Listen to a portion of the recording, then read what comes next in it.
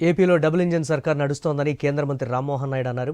గత ప్రభుత్వం చేసిన తప్పులు ఇప్పుడు నిధుల సమీకరణకు అడ్డంకులుగా మారాయని ఆరోపించారు. గత వైసీపీ సర్కార్ చేసిన తప్పులతో జల్ జీవన్ మిషన్లో 15,000 కోట్ల నష్టం వచ్చిందన్నారు.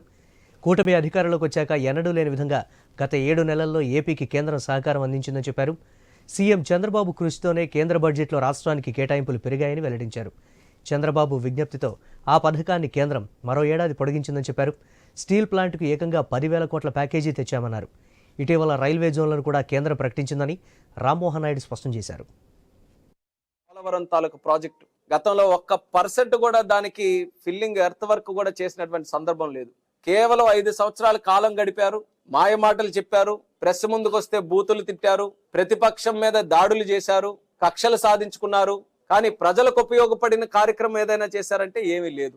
అలాంటిది పోలవరం ప్రాజెక్టు మన రాష్ట్రానికి జీవనాడి లాంటి ప్రాజెక్ట్. అది దాని తాలూకా ప్రాధాన్యత మళ్ళీ గుర్తించి చంద్రబాబు నాయుడు గారు మళ్ళీ ముఖ్యమంత్రి పదవి చేపట్టిన తర్వాత కేంద్రంలో చాలా సందర్భాల్లో వచ్చారు. మీరు కూడా చూశారు. ఢిల్లీ వచ్చినటువంటి సందర్భాల్లో చాలా క్లారిటీగా మెటికులస్ గా రాష్ట్రానికి ఏవి కావాలనేది ఒక చిన్నపిల్లాడి ఎగ్జామ్ కి ఏ రకంగా ప్లానింగ్ చేసుకుంటాడో చంద్రబాబు నాయుడు గారు ఆ రకంగా ఇప్పటికీ కూడా ప్రతి ఒక్కటి కూడా నోట్ చేసుకొని ముఖ్యమంత్రిగా కేంద్ర మంత్రుల దగ్గరికి వెళ్ళి కేంద్ర మంత్రులతో కూర్చొని ప్రతి ఒక్క అంశాన్ని కూడా కూలంకుషంగా డెప్త్ లో అన్నిటిని కూడా డిస్కస్ చేసి